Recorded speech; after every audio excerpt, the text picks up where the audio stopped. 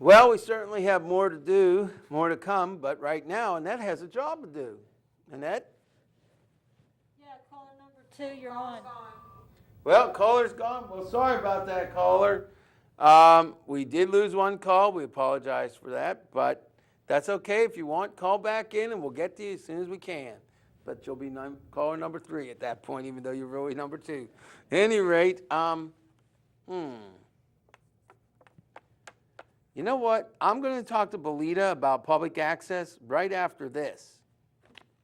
So, what am I going to talk about?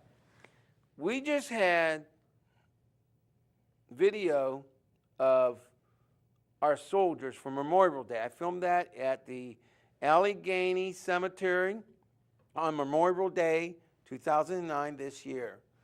And of course, you could see it was a memorial for all the fallen soldiers, but that includes soldiers that date back to the beginning of our nation. And every soldier that ever died in the defense of America was told he or she were fighting for freedom. And they were, and they still are. And we still have probably close to 1 million soldiers and Marines and Navy and Airmen out there today, around the globe, fighting for freedom, preserving freedom, and helping to start new democracies. But always the F word, freedom. Now, here at home, you would think America is the freest nation on the planet. It's not.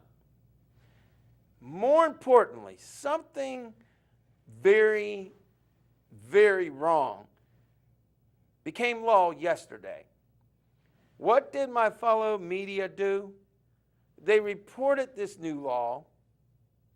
They did not give commentary. They didn't say it was wrong. They didn't say it was right. They made no statement. Well, I'm going to tell you, it's wrong. I'll tell you why I believe it's wrong. What is it? Well, let me throw this down for you. As of June 1st, 2009, if you leave the United States, you must have a passport to come back into the United States. Now hear me well. If you leave the United States, you must have a passport. If you go to Canada on a fishing trip, since the dawn of America, probably almost at least, you go to Canada, you drive up there, you just go, that's it. Not anymore. As of June 1st, 2009, you cannot go to Mexico without a passport. You cannot go to Canada. You cannot leave and then return to America without a passport. This is wrong. I am calling on President Barack Obama to get rid of and repeal this law. I am calling on the Congress to do it. Now, let me throw this at you. I said earlier, I was almost in law enforcement. I am very, very, very much in favor of securing our nation and protecting our citizens. But I am not and will not exchange my liberty, my civil liberties, my freedom for security. It's wrong. Having a passport to go to Canada and Mexico is ridiculous. And it all happened because of the tragedy in 2001. But what is really upsetting is that by doing these extra laws and frankly oppressing the American people, let me tell you something. By doing this, and by both Republican presidents and both Republican and Democrat Congress and presidents, both sides, by them allowing this, they are doing a disservice to those men and women we just honored on that video. This is a nation of freedom. Yes, we need to protect our citizens. Yes, we need to protect our country. Yes, we may need homeland security. I'm not saying we don't need all that. But we do not take away the civil liberties and the foundation of this nation to protect us. Because let me tell you something. The old Soviet Union, if we look at protection, theoretically, the old Soviet Union, very well protected. Lots of security. Hello, no freedom. So if the answer is not to have passports to go to Mexico, Canada, and everywhere else, what is the answer? The answer is funding law enforcement, both traditional, secretive, what have you. But do not put these laws in place that take away our freedom. If this wasn't bad enough, very soon, within 7 years, the Real ID Act will take effect.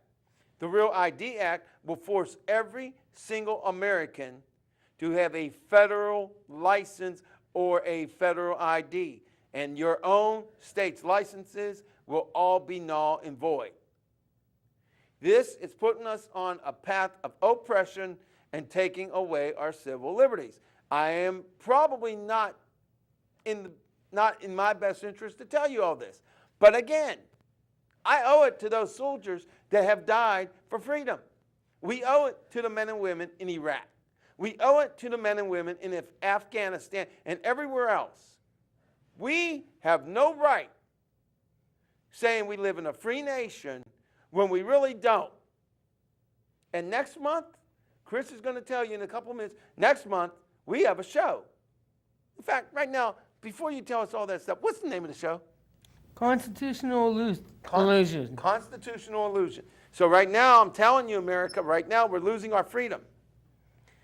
We cannot allow these laws to continue. We have to tell the president and Congress and every legislator, do not protect us by giving away our freedoms that those men and women died for more than 230 years. That's my take on it. Maybe I'm wrong. Maybe we need to be oppressed. Maybe we need security. Maybe we need permission to go from downtown Pittsburgh to the north side of Pittsburgh. Maybe we need security and passports to go from downtown Pittsburgh and drive to the state of New York. I don't know. Maybe we do. I don't think so.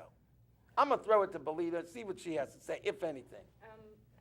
I do think that we do need to be secure as a country, and I do think to some extent that we need to take precautions, but I'm not sure how this particular, having the passports is going to kind of do that. And I haven't done research on it, so I don't want to be too in depth on it.